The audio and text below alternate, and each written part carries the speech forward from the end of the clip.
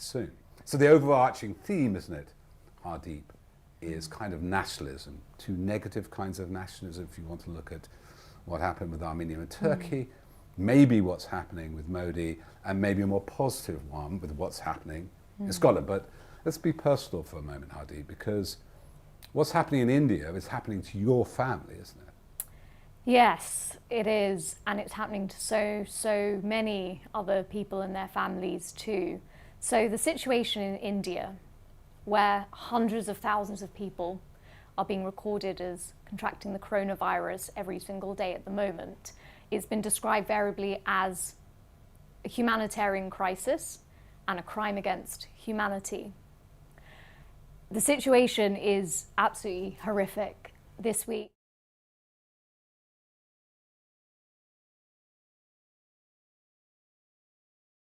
I'm so sorry. With 10 days, his situation really deteriorated. Still not clear whether he had the coronavirus or not, but it's likely that he did because the rest of the household, a lot of them are tested positive because it is simply everywhere in India right now. His death won't be recorded on any official government statistics. His body was cremated within 24 hours. And he wasn't that old, say somebody who's 60. He was in his 60s. Right. And 10 days ago, he was fine. And it's a shock. And this is happening everywhere. And people are literally having to take their loved ones once they've died, pile them up on other people's bodies, on the streets, in the pavements, watch bodies burn. People are dying on the street.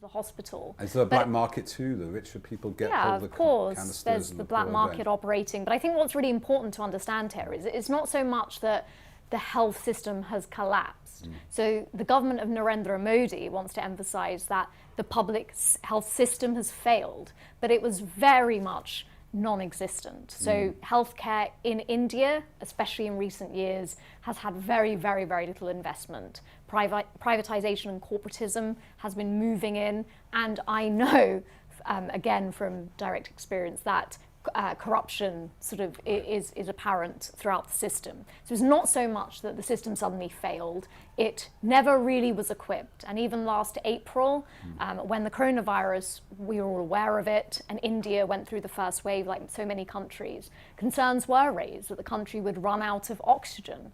And yet that was ignored then. It was raised again in September last year. And people are literally on the streets dying because they don't have oxygen. So this is a political failure as much as it's a pandemic failure. I mean, it's funny, isn't it? Because I remember this time last year that was very brutal. India seemed to escape the worst of the first wave, had immense lockdown, and hundreds died because they were booted out of the cities. What has happened to Modi's policy? And how do you tie this in with something we often cover on Byline Times, this Hindu nationalism, which he is praised and reviled for? Yeah, I mean, I think as with any other type of aggressive populism, despite its name, it's not really about caring for your people. And so Modi's government came into power in 2014. He leads the BJP party, which is a Hindu nationalist party. It believes in a vision of India whereby civilizationally, the Hindu religion was core to the very foundations of this country, going back thousands and thousands of years. That's not true. Well, of course it's not, but... And just for people that are always surprised by this, the second most populous Muslim country in the world is India, isn't it? Yeah, but there's this notion that there's a mythic version of history. that is being developed. And I mean, this government has been described again as far right, but also fascist. So it's very populist. It believes in a Hindu nationalist vision of the country. Muslims and other minority communities, such as Sikhs, have been persecuted. All sorts of other things. There's agricultural reforms, which again is corporatism in farming. People have been protesting about that. All while this has been going on in recent weeks. And in the campaign as well, he's been holding rallies in West Bengal. So an election is going on in West Bengal. Also, workers have been moved into New Delhi, where the capital is, to create a new parliament building, because the old one dates back to empire. This is not a government where their priorities are focused on the people. This is a government which is a far-right, fascist, populist government. And its main way of operating is division. And so even this, in recent weeks, what we've seen is government ministers standing up and saying, no, we don't need to be a crybaby about anything. Everyone got oxygen. And they've said that, actually, what's going to happen is that people are going to start weaponizing narratives to do India down. So, for example, Twitter removed a number of tweets that were critical of the Indian government's response to the coronavirus. It's been reported at the insistence of the Indian government. So this is familiar to us, isn't it? Yeah, it is. Take it on the chin, we're doing the best we can. Just like to explain to some people, Modi came to power, he was a senior politician in Gujarat, where there was a massacre, wasn't there, of at least 1,000 Muslims. So he has this kind of, and it's very interesting for us, isn't it? We often cover myths of empire, British white supremacist myths.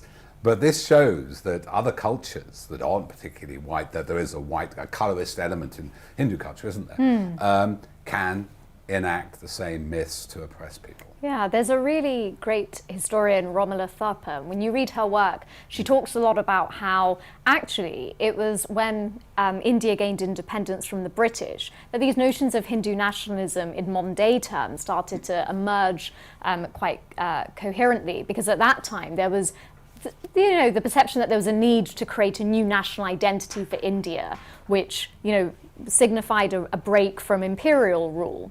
And so that's very interesting. Also, this notion of religion coming into sort of the identity of a country. So, for example, when in recent years Modi has set up a committee which is all about the historical perception of India. So, for example, Putin. Yeah, well, there's an archaeologist on this committee, for example. So one of the things that this committee looks at is sites that are mentioned in Hindu texts. The committee's been tasked with finding where those are, and so there's notion that recreating a kind of mythic. Yeah, religion and myth is becoming reality, but it's all based around a Hindu supremacist notion. At one point, it's the RSS, the organisation which backs the Hinduja movement. Yes. It was a member of that movement who assassinated Mahatma Gandhi, wasn't it? So this sort of, at this inception of modern India, there was this violence, this sort of... and it's yet another way in which, so this week, the Labour MP Tamanjeet Singh Desi stood up in Parliament and asked the government, we've got historical ties to India, we must help them, send humanitarian aid, send vaccines, whatever we can. And I think it's often forgotten, we look across the world and we see what's happening in India, and it isn't a bad thing, but, we do have a direct connection with that country, because what happens in the past inevitably shapes what a country becomes. And I have to say, it is interesting that after hundreds of years of British rule, the levels of corruption that you see in India, institutionally, in the police, in the justice system. And procurement. We've all got to ask ourselves, where does that come from, right? I thought we gave them the mother of parliament. And the railways and all these things. Corruption? But what about corruption? So I think it's another example, Peter, of where, we can't turn a historical blind eye. And we can't, because significant parts of our population, including yourself, have ties there. Now, on that personal note, we're going to turn to Armenia, and I must be open, I have a personal tie to that, though it's quite an obscure one. My grandfather fled the Armenian Genocide in the First World War. Arrived in London, met my grandmother. My mother was born and they put her up for adoption. I have other Armenian connections, but I don't know who he is. But I've been there. But someone who's been there and joins us now, Baroness Caroline Cox, has just come back from Armenia, where they've commemorated the genocide of 1915. She's been there 88 times, particularly during the previous conflict with Azerbaijan over Nagorno-Karabakh, and I'm very happy to introduce her and talk to her now. Hello, Caroline. Good evening. Thank you for the opportunity to share the pain and the passion. Well, just very briefly for us, Caroline, we have now had last weekend President Joe Biden, in a not unexpected but quite a significant move, has recognized the Armenian genocide, during which 1 million people died, and that much the consternation of Turkey. Can you tell me why, unlike other genocides, or maybe like other genocides, it was so hard, why it's taken over 100 years for the American president to recognize this? Well, it was a very, very large-scale genocide. Nearly 1.5 million Armenians were slaughtered, and other groups such as Greeks. And Turkey has consistently denied it. Many other countries have recognized it. It's very good that the United States now has. I'm afraid that the United Kingdom does not yet recognize it. But I'm happy to say that Wales, part of the United Kingdom, does recognize it. And there is a memorial, the Armenian Genocide, in the Peace Park in the capital city of Wales of Cardiff. Well, so that's excellent news for Wales, because, as I said, my grandmother's Welsh. But why hasn't the UK Parliament recognised it? Can I just ask you that, Caroline? Well, many individuals do, but I suspect we have interests, and we have interests with Turkey, and we don't want to upset Turkey. I mean, many of us argue for recognition, many of us believe in the reality of the genocide, and we put pressure on the British government to recognise it, but so far, no success. Well, just tell us what happened last year. You're in isolation now because you only got back midweek from Armenia. Tell you what the feeling was there and explain what's been going on with this brief but quite devastating conflict this year, which flared up again over the disputed territory of Nagorno-Karabakh. Well, I may say it was a great comfort to the people of Armenia that the United States President Biden has recognized that genocide, because, of course, if you suffer something like that, to have it not recognized just as a twist of the knife is also a very real reality that any genocide unrecognized is an incentive to carry out another genocide. So that was a comfort in a dark time. But I'm afraid in the latter part of last year, Azerbaijan unleashed another horrendous military offensive against the peoples, the Armenian peoples of the little land of Nagorno-Karabakh. That was Stalin called them oblasts. He had a kind of divide and rule policy of cutting off bits of countries and putting them in rather alien environments. And he took this bit of ancient Armenia and stuck it inside Azerbaijan. It's called Nagorno-Karabakh. And it's been part of Armenian history and occupied by Armenians for centuries. Some of the oldest churches in the world, one going back to 343, are found in that little land of Karabakh. So it is historically an Armenian land, historically lived in by Armenians, that Azerbaijan has claimed it belongs to Azerbaijan and is trying now to take it over and to make it purely Azerbaijan territory. What's happened to the people there? Because there was quite a bloody, was shelling, there were drones used, bloody conflict 2 or 3 months ago, and there was tumultuous scenes in Yerevan, the Armenian capital, wasn't it? Because they had to concede defeat quite rapidly. Well, it was a war that was clearly very carefully planned. It was supported by Turkey. Turkey recruited about 4,000 jihadists from Syria and transported them into Azerbaijan. And Azerbaijan was extremely militarily superior. It had an enormous number of drones, which would fly over, identify, and kill civilian targets. It used other illegal weapons, such as Smerch rockets, and it targeted civilian targets, which is a war crime. And I was there during that war.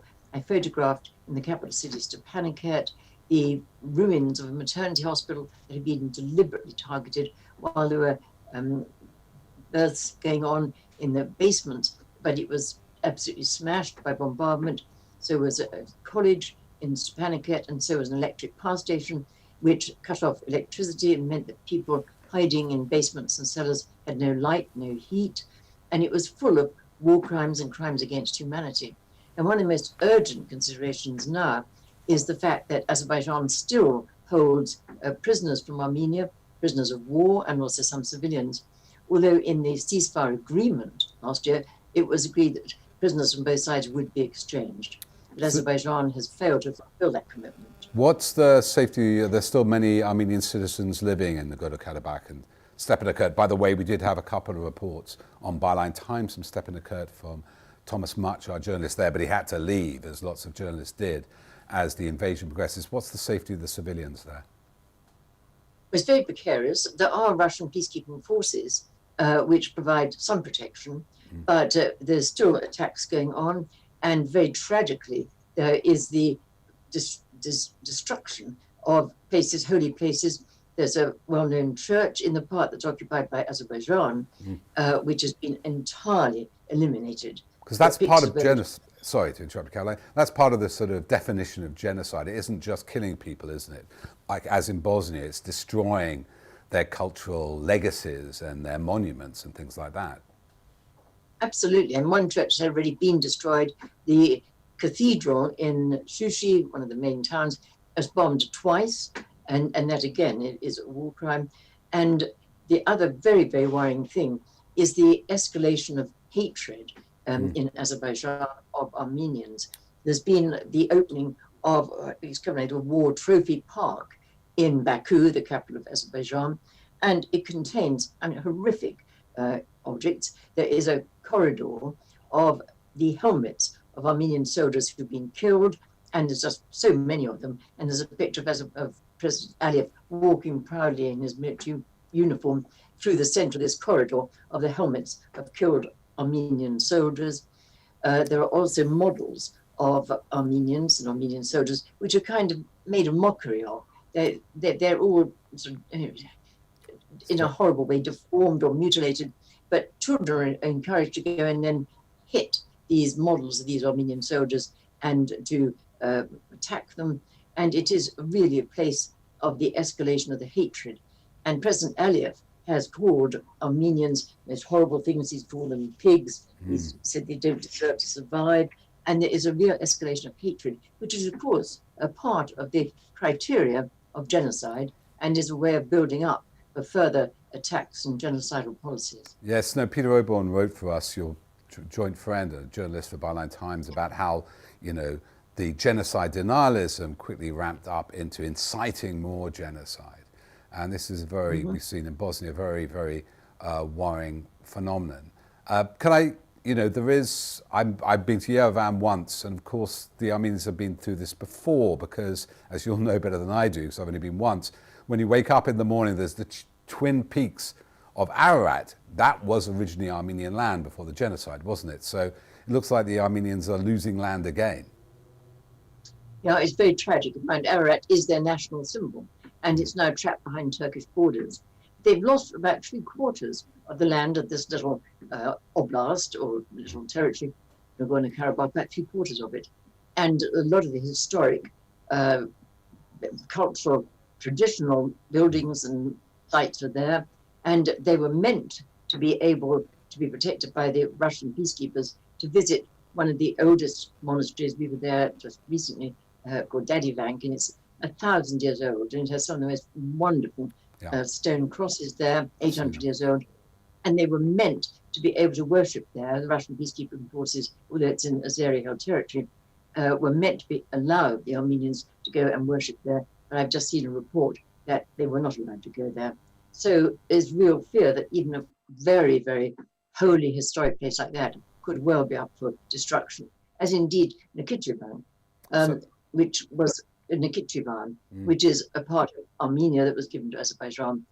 Every single cross, the cross stones they have, every single church, every single spiritual and cultural place has been entirely annihilated and just flattened, and there is nothing left in Nakhchivan.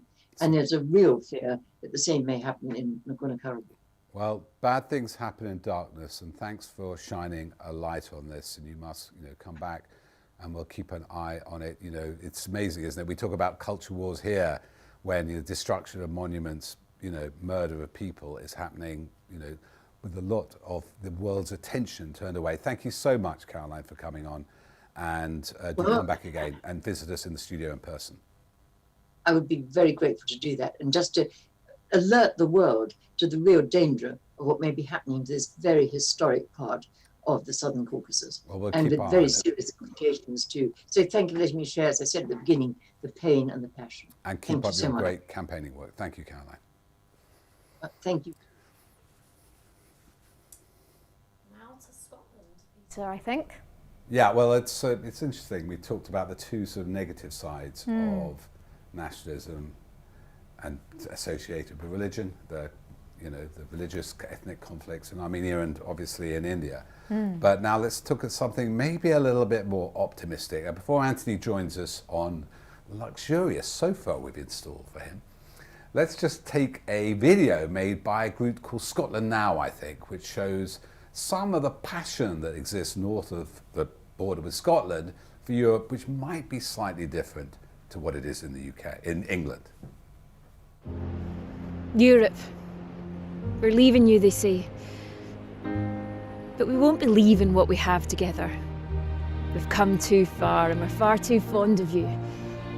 What we will leave, though, is a promise to you. We'll leave space in our hearts and at our tables. Our workplaces and our universities will be open to you always. You will always find warmth on our shores, but I'd still bring a jacket. But most of all, you'll find us right here with you, as we heal our planet and strive for a future that's fairer to all, because old friends we don't forget. And as long as Scotland's still here, Europe, you are always welcome.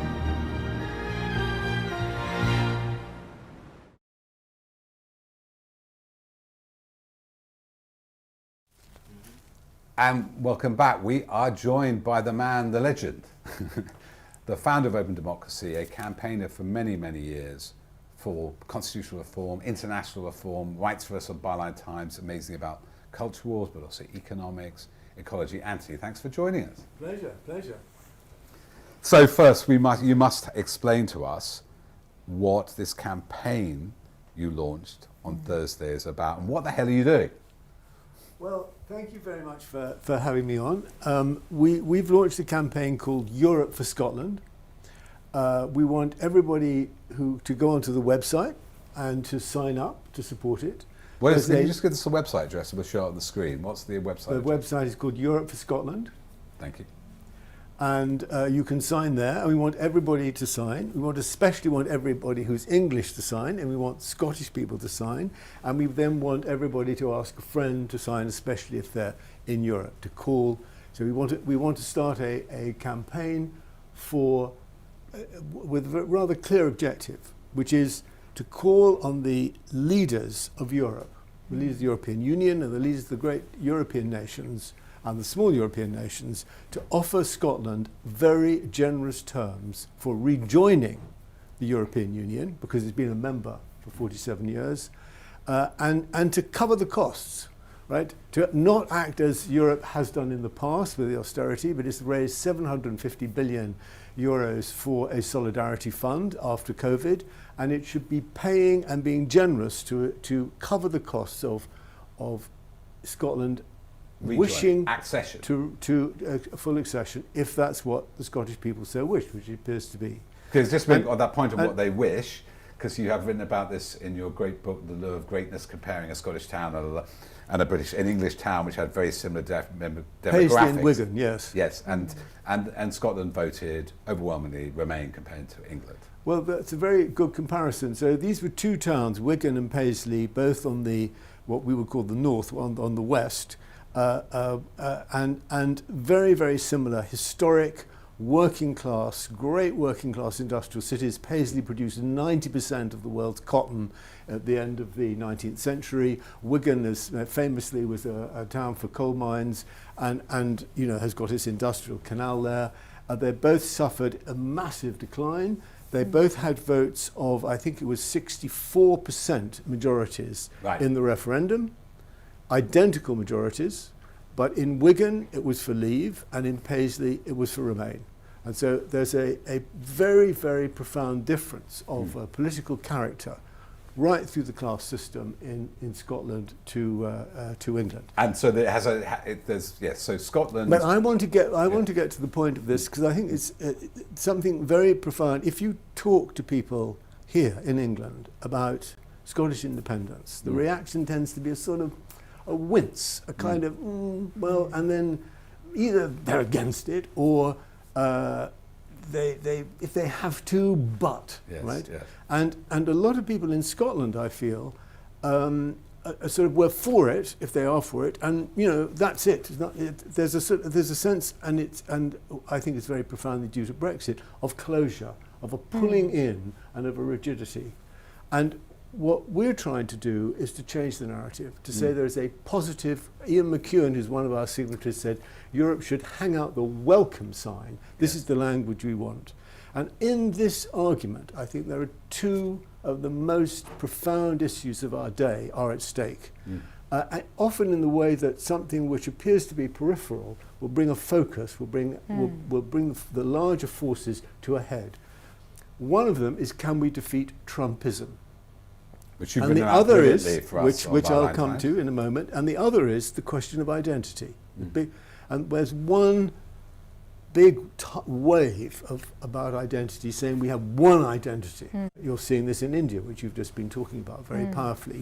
We're British, right? Or we're Scottish, right? And there's another aspect which I have, which is that we have multiple identities. We have different identities, but you're partly Armenian, Peter, which is which we've just learned. And there's and the balance of these identities shifts. There's an openness to it. It's not whether it's your sexual identity, you change if you become a parent, your identity changes, and the Scottish independence will involve quite profound and painful changes of identity, especially for what I call the Anglo-British, for the English who haven't got an institution, don't think of themselves as English but are English. And we should be respectful of this, but we should be firm in saying it's fine, it's great. We should have multiple identities. But this is this sense of complexity of encouraging difference, which is why Europe says, yes, we welcome you, not because we want you all to be exactly the same, but because they want to welcome a country. But as you've also pointed out, I think your most brilliant analysis was that the UK, since it is a superstate of four nations, could never get on with the European superstate. There was a clash, there was an empire. I think you did write that. Right, This would mean a change of identity for Scotland, because they would need to leave the UK. And I suppose my question to you would be, isn't this just another, is it Skexit? We're having another Fisser Paris, I can never say that word. You're basically dividing, you're forcing something out of the union. This is a very English point of view, which says the presumption, but it is an English point of view, which is we're here, we're Britain, right? We're the fixed point, right? And they're now trying, we've done Brexit, we're now doing it. No, this is not the case. The case is that England without London voted 11% for Brexit. And it's England that's on the move. It's England that's ripping, and in order to leave, to rip us from our continent, it's forcing a union, a rigid union on Northern Ireland, as we're seeing. And on London. Right? And on London, on Wales, the corruption and the sense of executive dictatorship. And this associates, your association with Modi is very exact. This is what I call Trumpism. And it's this, and we have Trumpism with Boris Johnson, but also we've sort of, England's voted for Trumpism in a much more difficult way to get rid of with Brexit. Because you can't just, right? Yes. But Scotland, and so our saying to Scotland, by all means, please, right, leave, is a way of saying, leaving the UK, is a way of saying the only way that we can stop this implosion, the black hole of Brexit, the disintegration of that we're all trapped in, is by Scotland saying, basta, enough. We're going back to normal. But it's the English who are doing the damage, and Scotland is we should be fine about that. And so I think all of us should be saying the way that we defeat Trumpism in our own country is by encouraging the Scots. Yes, please, if you want to join the European Union, wonderful. And we should all express that solidarity. So do you think, Anthony, that the only way to ultimately defeat Trumpism, or the Trumpocracy, as Peter likes to call it here, is through the end of the Union, essentially? Is Scottish independence and a united Ireland, is that inevitable, in your opinion, to get through this sort of Trumpism we're stuck in? Nothing is inevitable. And if you were going to take 30 or 40 years over it, then maybe it could be done in a different way. But if you want to do it relatively fast and peacefully, then by far the best thing that we can do is to put an end to the empire state. And this will emancipate England itself from our being governed by, this this constitutional machine. And let me just say this, because I wrote a book at the end of I had this argument with Blair. I was helped start, I was first organiser of it. It didn't start, called Charter 88. And I was involved in hand-to-hand lobbying with Blair and with Downing Street at the end of the last century over their constitutional reforms. And I was saying to them, look, if you're going to have a Scottish Parliament, you're going to have a Welsh Parliament, you're going to have a London Assembly, you're endorsing these by referendum, this is all great. We're having a Human Rights Act which transforms the whole political culture. We're going to have freedom of information was a commitment. And I knew them. I knew that these were guys who were obsessed with delivering what they'd promised. They were practical. They were not going to be like sort of Kinnock, or they were not going to be like Wilson. They were not going to be, there was not all that Labour stuff. They were going to deliver, and it's partly because of Gordon Brown. That was his, he had once you've done it, you've got to do. If you're going to do that, you've got to have a new constitutional settlement. You've got to make sense of these reforms. Or I wrote at the end, I was rather angry about all this, so in the end I wrote a very fierce memo to the Prime Minister, because I knew that he liked rough stuff. And I got this message back from Jonathan Powell, from his Chief of Staff, saying that the Prime Minister liked this memo. And I should go and meet Derry Irving. And Jonathan Powell rang me up. I mean, I lobbied with them. I knew Jonathan Powell. I respect Jonathan Powell. He's a very, very intelligent and nice man. And he said, he summed up, he had this way that the Chief of Staff, good Chief of Staff, he sums up your argument in a killer sentence. And he said, what you're saying is, after us the deluge. Right. And I said, right. He didn't seem that worried about the deluge then, but we're in the deluge. So there was a moment, there was a time, right, when we could have had a federal settlement, we could have had a British settlement, which would have been democratically based. Of course, we would have had to have proportional representation. Yes. Of course, we wouldn't have had a House of Lords of cronies. And then, at that point, the development of Scottish politics in the Scottish Parliament would have been part of the transformation of Britain as a whole to become a European country. So it wouldn't have got us so focused on the SNP and the fighting. It would have been more in fact, because the new Labour decided that they wanted to go down the American route, they wanted to have high executive power, they got rid of the informal checks and balances we're living with this now, which were very powerful, but which they could sweep aside as old-fashioned, right, not part of modernisation and globalisation. And yet it gave Blair unprecedented executive power compared to the other leaders around the world, with no checks and balances. And so they broke the old constitution. They created new dynamics. We've seen this with the judges. You see it in Wales. You see it in Scotland. You see it in London. Yeah. You see it with freedom of information, which then led to the parliamentary expenses scandal. So they created those dynamics, but they didn't bring them together. If they brought them together in a new settlement, it would have meant executive power would be accountable. But that moment has passed. So that moment has passed. So now, to answer your question, now it's too late.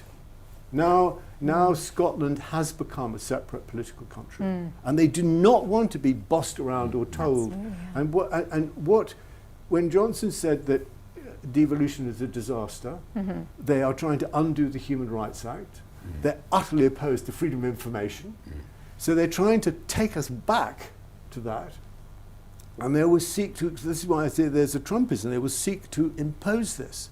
So our solidarity with Scotland, at this point, expressing this solidarity, is a crucial part of a joint effort to frustrate a Trumpite regime coming in here. And can I just say one thing, because you made me reminded me of one thing, because I hope to be writing this thing for Byline Times about what it would be like if we lose this battle.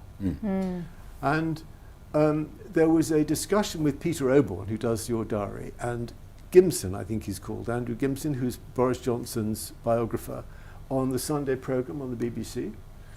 And Peter Oborne was saying, as he does, he's a liar, Johnson, the Prime Minister's a liar, everybody knows he's filling Parliament with false remarks, he's not, And then Gimson has said, well, maybe, but he will nonetheless be Prime Minister in 10 years' time.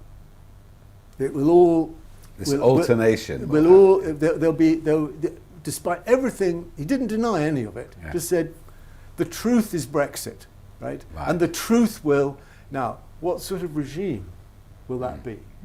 It's really interesting what you say, Anthony, because, and we've discussed this before, haven't we, Peter, that to some, Brexit was an expression of a repressed English nationalism that was suddenly erupting. But as we know, John Denham, he's a former Labour MP, and a professor, I think now, at a university, he's written for us as well. And he's described this notion of this is all about sort of an English revolt and an English nationalism sort of emerging. And he was saying that's too simplistic, because actually Boris Johnson he's not going to do anything for England. He's not doing anything for levelling up in the northern towns. Actually, what he really believes in, and what this Trumpian government believes in, is a British nationalism, a very, executive power tightly controlled in Westminster. And I was just wondering whether that's, that interplay between Britain and England and Scotland. There are two different aspects to it. There's the popular vote for Brexit. And this was an Englishness that expressed itself as a desire for Great Britain. And it did so because there are no existing English institutions whatsoever. There isn't even a think tank that defends English interests. Isn't the biggest technical nation in Europe without a parliament? It's not just without a parliament, right? There isn't. We have an English NHS, right? We have English heritage, but we don't have a single institution that seeks to represent English interests or English voice. So of course, how do you express your? They're the Scots, they're the Welsh, they're the Irish, they're the French, they're the Americans, they're the Chinese. How do you? We're a great nation. How do you express this? The only way, if you feel that and you're English, is by seeking great Britishness. So I think a mythic version of it. A version of it. And you're right to emphasise that Brexit was a democratic pulse, a protest. The Johnson lot that exploited these sentiments are more involved with a kind of, I think it's a sort of hedge fund populism. Their real interest is to get rid of regulation. Anybody's regulation. So they have a completely fantastic idea of sovereignty, right? Shared regulation, people want to be able to travel, freedom to travel, but the shared regulatory space of the European Union, which the British helped to create, is an absolutely amazing organisational achievement. And people want to have that. They want to have clean beaches, they want to have the right to travel, they want to be able to the right to exchange goods.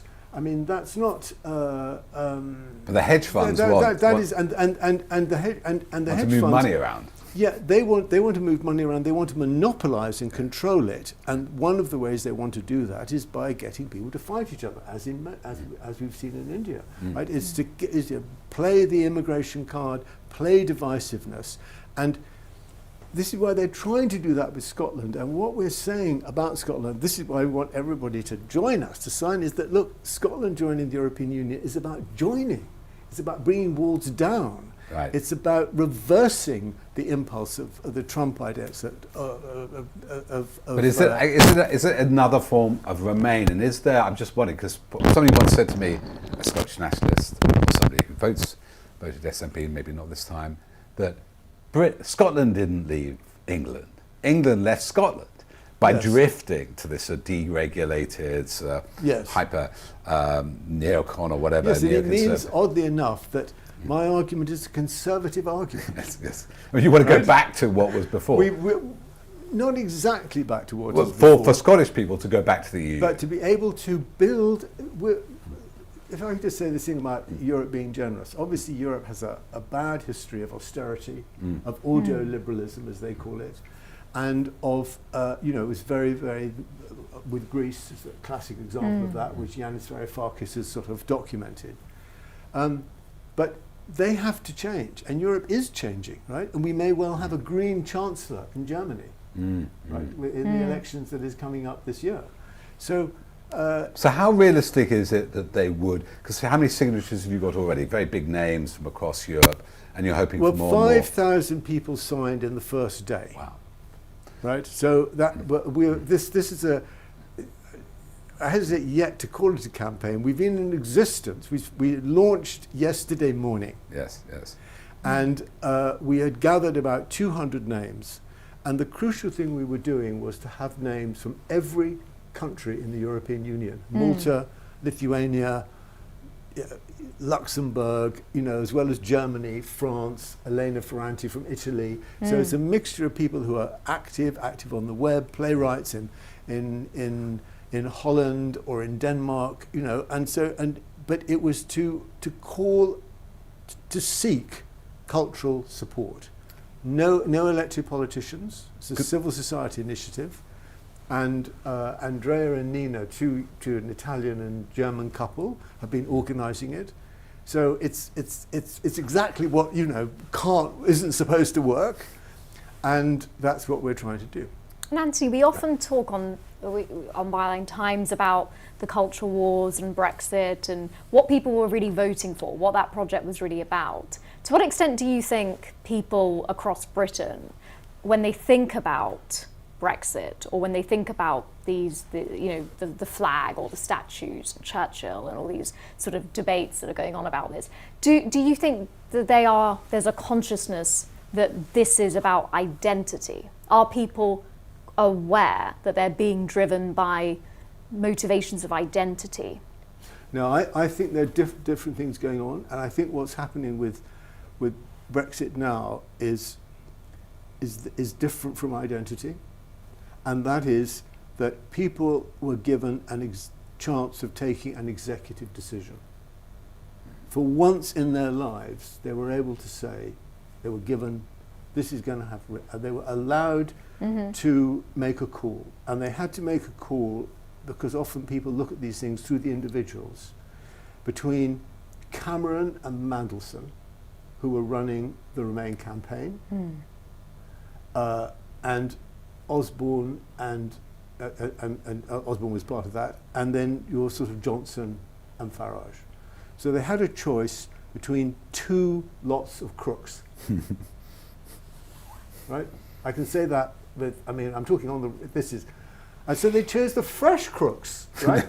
They chose and they did so because they were very angry and frustrated, rightly so, at the way they'd been treated and the way they had been denigrated. So it wasn't about how they felt about their identity. It was sort of, I've explained the aspect of a frustrated country, the English, and they expressed that. So okay, we can have Great Britain. And so they go for that.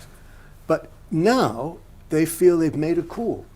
They want delivery, and that's not about identity. That said, I've been given a chance to make a call, and so that's why people now identify themselves more than with their political parties, with how they voted, because they, for once in their life, historically, they made a call and they got rid of the old lot. I mean, that's fantastic. Mandelson and Campbell and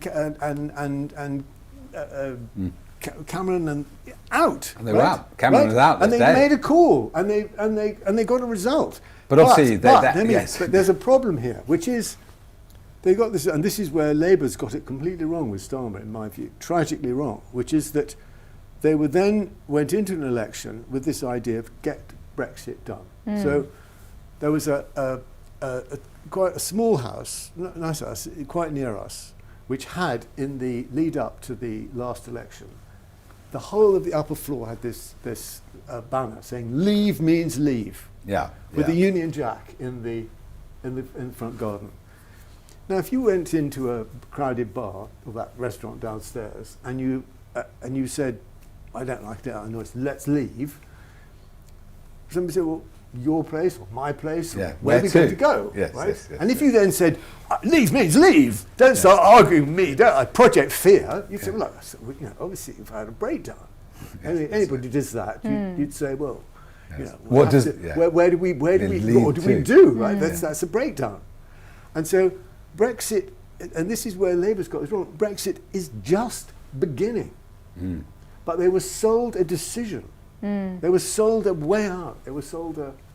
So, Matthew, part of the problem of this was that it was never defined, except there were probably 17 million definitions, what leave meant: staying EFTA, staying the single market, Commonwealth too. Are we sure that Scotland knows what leave means? And I usually try to fix that by saying actually their leave will be a determinate end, not some vague end, Scotland floating off into the North Atlantic or to Norway, that they're actually returning in some ways. And my other question is really about this, because we see how these situations can unfold, but maybe you're saying that this is a safer route, which is, former Yugoslavia.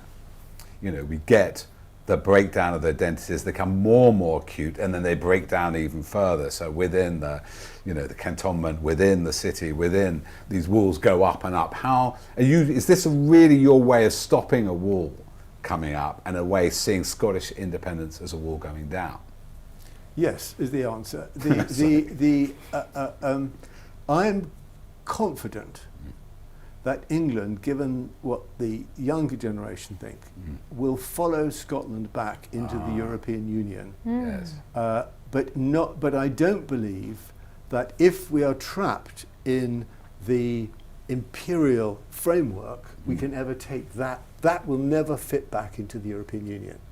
The multinational state, without a codified constitution, will always be not at home in a larger multinational, which is seeking to constitutionalize itself.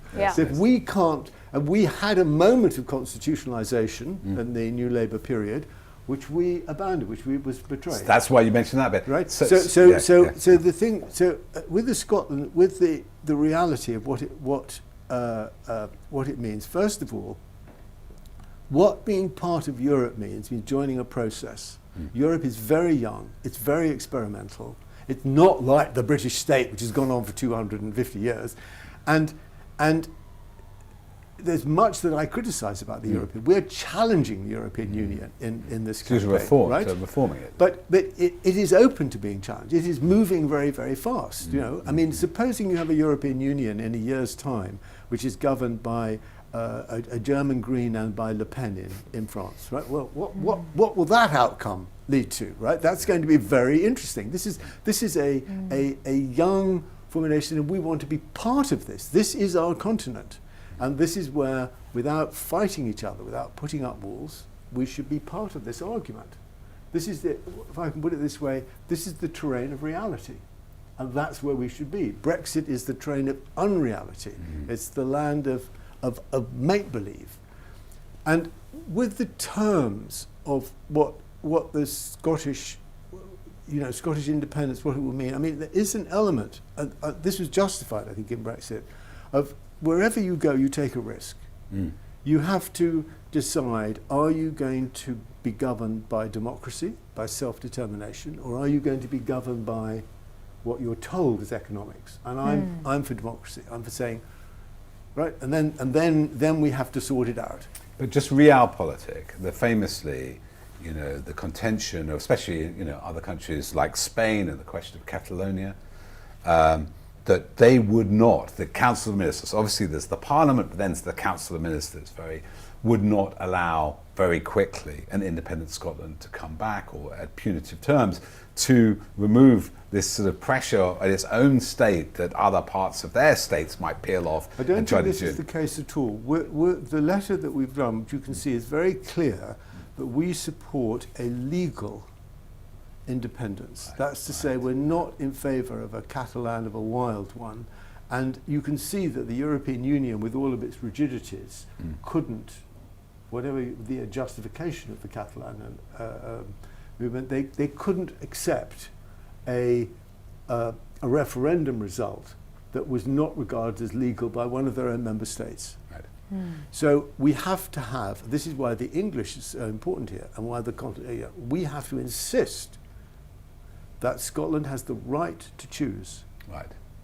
And we have to say to our government, you can't say no if that's what the Scottish people want. Because that's the first step. We Right? still need this referendum to happen. They have to have a referendum on independence, and that has to be one recognised by our government, and we have to insist that the Scots have the right to do that, so that there is a legal outcome for the European Union. If that happens, They would accept. there's no question that they will accept it. So there is a question of, will they suddenly say, no, the terms of acquisition, you've got to get your deficit down to 3%. Well, you say, turn around and say, well, look, the Germans broke this, the French broke this, what are you talking about? And the other things that And they've are just already there, raised, aren't they? they've just raised 750 billion for the solidarity funds to look after COVID. So raised 10 billion solidarity funds for Scotland. There are all sorts of ways in which they should, we Europeans should say to the leaders of Europe, whatever it takes for Scotland to be eased in and to become a vital part of the European Union. But if the Johnson government says no, not happening, what do you think, Anthony? Does that mean that this Trumpism or Trumpocracy in Westminster continues on? I mean, what's your take on that? We have to defeat the Johnson government. This is part of what we're about. So how do we do this? The first step is to sign the letter, to sign our campaign, to join this, to reverse the terms. And there comes a point where if I can put it this way, if we can do that, there'll become a certain point where the opposition party will, in the end, have to say fine. It may be, obviously I'd like this to happen very, very soon, right? It maybe will take 5 years. I'm quite confident that Scotland will become independent. If you look at the figures of how the generational vote, it's overwhelming. It's overwhelmingly the case that it's the pensioners who are providing the majority against independence, for staying in the Union. So, what do you think will happen if that does happen, and it's England, Wales, Northern Ireland? What do you think you that mean will if do? there was a referendum, if and there they was left, and they a left, legal referendum, And then Yeah. the And United left. Ireland what would referendum. happen to what remains of the Union? well, the first thing that would happen is that this would bring an end to Brexit, because Brexit ideologically is about being Great Britain, and it will suddenly face the English Englexit. It doesn't with sound very good. with, oh, okay, we're England, right? Northern Ireland, nobody in England, I think tragically so, regards Northern Ireland as being part of our own country. They regard Northern Ireland as being part of Ireland, a strange part of Ireland, and I think this is a deeply mistaken and tragic what's happened there. And we want to do everything to make sure that the violence doesn't occur. And if that means, I don't know how we resolve the situation, but what's happening is that the Brexiteers are, in effect, seeding a civil war there as a way of trying to terrify the European Union and to bring Northern Ireland out, to bring it back into, so to speak, Great Britain. And obviously, if Scotland goes, that whole project collapses. And the fact that Biden was elected, who is very much for that.